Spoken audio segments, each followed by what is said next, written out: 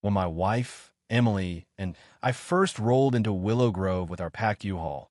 I couldn't help but feel a rush of optimism. The neighborhood stretched out before us like a postcard. Towering oaks swaying gently in the breeze, manicured lawns framing charming two-story homes, and winding streets that seemed to hum with quiet promise. I just landed a gig as the regional emergency coordinator for this slice of suburbia, and after years of bouncing between chaotic cities, Willow Grove felt like a rewarded serene haven where we could plant roots. Emily grinned as we unpacked, her hazel eyes catching the sunlight filtering through the trees. "This is it, Nate," she said, brushing a strand of hair from her face. "Our little slice of normal." I nodded, already picturing barbecues, kids on bikes, and neighbors who'd wave instead of scowl. The welcome wagon rolled in fast. That first afternoon, a gray-haired woman named Mrs.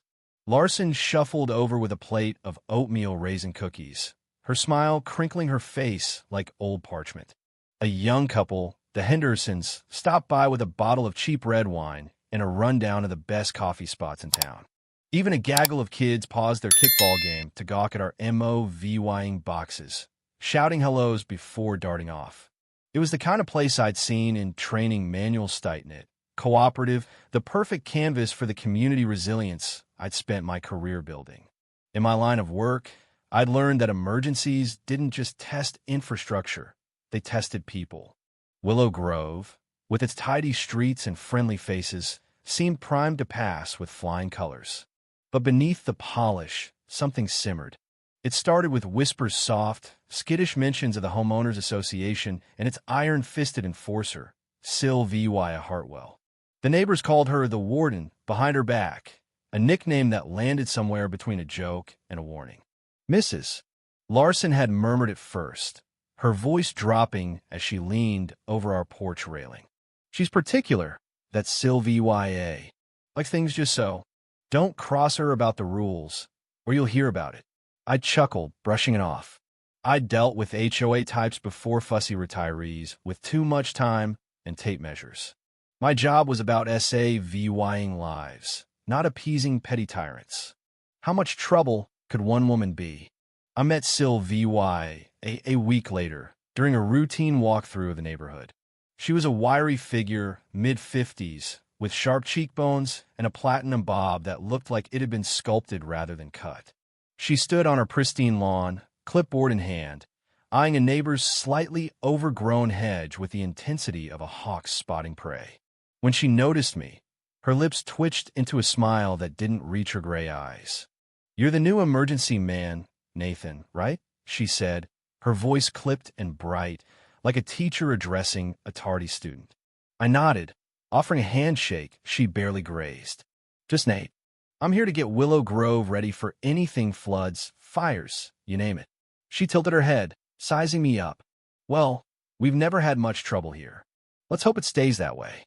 Her tone was polite, but there was an edge to it, a subtle challenge I couldn't quite place. I let it slide. I had bigger fish to fry. My first project was straightforward: outfit Willow Grove with a proper evacuation system.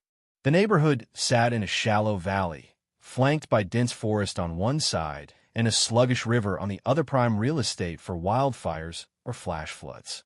I'd seen too many communities crumble under poor planning, so I hit the ground running. With the city's backing, I mapped out evacuation routes, pinpointed key intersections, and designed signs, sleek, reflective markers to guide residents to safety. I pitched the plan at a town hall meeting, standing before a room of nodding council members and HOA reps. Most seemed on board. Tom Kessler, the HOA president, a burly guy with a lumberjack beard, clapped me on the shoulder afterward. "Good work, Nate. This'll keep us safe." Even the crowd murmured approval. But Sylvia sat in the back, arms crossed, her face a mask of skepticism. When she stood to speak, her voice sliced through the room like a blade. "These signs," she began, tapping her pen against her clipboard, "what exactly will they look like? We have standards here, VY Sewell Harmony, you understand. I'd hate to see Willow Grove cluttered with garish metal posts." I kept my cool, explaining how the signs were minimalist, designed for function over flash, and mandated by city code. She pursed her lips, uncon v wine said, but the council waved her off. The plan passed unanimously. I left the meeting buoyed, figuring Sil VYA's grumbling was just noise. I'd underestimated her. The trouble started small. A few days after the signs went up sturdy posts with bold arrows and reflective tape. Sil VY cornered me near the community park. I was overseeing a crew bolting a marker into the ground when she swooped in, heels clicking on the pavement. "Nate," she said, her smile tight as a drum. "These signs are taller than our bylaws allow. And that shade of green? It clashes with the street lamps." I bit back a sigh, pointing out the city's safety regs trumped HOA rules. She didn't flinch. "Safety's fine, but this is our home. Aesthetics matter. You wouldn't understand Erie knew." She spun on her heel and marched off, Leah VYing me staring after her. Emily laughed when I told her later, pouring us both a glass of wine. "She sounds like a cartoon VY Lane. Next, she'll be twirling a mustache." I grinned, but unease gnawed at me. Sil VY wasn't just picky, she was territorial. Her complaints escalated. She emailed me daily, CC&G half the HOA board. The sign by the oak tree blocks my VYEW. The reflective tape glares into my bedroom. Why wasn't I consulted? I replied with patience I didn't feel, citing ordinances and offering to meet. She never took me up on it.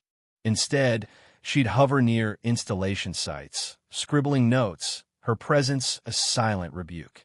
Tom Kessler called me once apologetic. "She's a stickler, Nate. Most of us like the signs. She'll get over it." I hope he was right. The signs were a lifeline without them. A fire could turn Willow Grove into a death trap. I wasn't about to let one woman's ego derail that. Then the vandalism hit. It was a Tuesday morning, gray and damp, when my phone buzzed with a call from the city crew chief. "Nate, you better get down here. Someone trashed the signs." I raced to Willow Grove, my truck skidding to a stop near the main boulevard. The sight turned my stomach. Posts bent like straws, arrows spray-painted with neon scrawls junk, ugly, huge reflective panels smashed or ripped off. Footprints crisscrossed the muddy grass, and a crowbar lay discarded nearby, glinting in the weak sunlight. Residents milled around, shell-shocked. "Mrs. Larson clutched her sweater, voice trembling. "Who'd do this? These could save us." A dad with a toddler on his hip shook his head. "This is insane. My family needs those directions." I clenched my fists, fury bubbling up. This wasn't random, it was targeted, personal. Sil VYA's name flashed in my mind. She'd hated the signs from day one, but sabotage? That was a leap. Still, the timing felt too neat. I filed a police report, handed over the crowbar for prints, and called Emily while the cops dusted for EVY Denke. "You think it's her?" she asked, voice low. "I don't know," I admitted. "But she's the only one with a grudge." The police promised to investigate, but with no witnesses, they had little to go on. The city demanded repairs, ASAP every day. Without signs was a gamble with lives. I agreed, but dread settled in. If Sil VY was behind this, would she stop? She didn't. 2 nights later, it happened again. I got the call at 3 a.m., a neighbor's panicked voice crackling through the line. "Nate, they hit the signs on Elm Street." "It's bad." I threw on clothes and sped over, headlights cutting through the dark. The damage was worse, posts uprooted, paint splattered like blood, arrows snapped clean off. A security cam from a nearby porch caught a hooded figure swinging a tool, but the footage was too blurry to ID. The cops upped patrols, and rumors flew. Some pointed fingers at Sil VY outright. "She's been griping nonstop," the Hendersons told me over coffee. "Saw her car creeping around late last week." Others defended her. "She's strict, not a criminal," Tom insisted. I wasn't so sure. The neighborhood frayed. Parents kept kids indoors, spooked by the escalating attacks. The HOA meeting that week was a circus shouts, accusations. Sil VY perched in her chair like a queen under siege. She issued a statement, voice dripping with disdain. "I deplore lawlessness, but these signs never fit Willow Grove's character. Residents deserve a say." It was a dodge, not a denial, and it stoked my suspicions. I pitched a sting to the cops' Rhinestall sign. Watch it. Catch the bastard red-handed. They agreed, and I volunteered to stake it out. Emily squeezed my hand as I left that night. Be careful, Nate. She's unhinged if it's her. We picked the park's sign-high profile, VY Seibel. The crew fixed it by dusk, and I parked my truck a block away, lights off. Officer Ruiz, a wiry cop in a tracksuit, blended into the shadows with a radio. A trail cam hid in the bushes. Hours dragged midnight. 1 a.m., nothing but crickets. Then, at 1:45, headlights crawled down the street. A silver SUV paused, engine idling. My pulse hammered as a figure stepped out it up, crowbar in hand. They moved fast, raising the tool. Floodlights blazed on, freezing them mid-swing. Ruiz shouted, "Police!" "Drop it!" I bolted from the truck, adrenaline roaring. The figure whirled, hood slipping in. There was Sil VYA, eyes wild, face a mask of fury and fear. She dropped the crowbar, metal clanging on pavement. "This is outrageous," she screeched as Ruiz cuffed her. I was checking the sign. Painkins rolled from her SUV, their lids dripping. I stared, disbelief warring with vindication. "Sil VYA, this could have killed people," I said, voice shaking. She spat back. "They're ruining everything. You don't belong here." Ruiz hauled her off, her rants echoing into the night. Neighbors peeked from windows, stunned silent. The fallout was swift. Sil VYA's arrest made headlines. HOA enforcer caught sabotaging safety signs, and Willow Grove reeled. She'd acted alone, police confirmed, driven by a warped obsession with control. At trial, her lawyer spun tales of stress and regret, but the judge wasn't buying it. She got probation, hefty fines, and community SARE VYC, her reputation torched. The HOA booted her, and her house hit the market. Tom apologized, sheepish. "We should have reined her in." Repairs finished fast, signs now tougher tamper-proof, gleaming. The neighborhood rallied, hosting drills, painting murals around posts, turning scars into art. A letter came months later, Sil VYA's scrawl shaky. "I'm sorry. I lost myself. I hope you're safe." I wrote back, brief, "We are. Move on." She did, vanishing from Willow Grove's story. One summer, a wildfire tested smoke on the horizon. A partial evac ordered. The signs worked flawlessly, guiding folks out calm and sure. No chaos, no loss. Residents thanked me after, voices thick. "Those arrows saved us," one said. I smiled, thinking of Sil VYA's rage, now just a ghost. Willow Grove had faced her down and come out stronger, a testament to what unity could do. And as I stood by that first sign, its reflection catching my eye, I knew we'd built something unbreakable. If you were the one in this story, how would you react?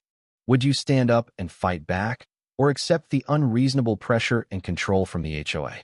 Share your thoughts in the comments below. And don't forget to subscribe, like, and share this video with more people. Your small action gives us the motivation to keep bringing you more intense and engaging stories.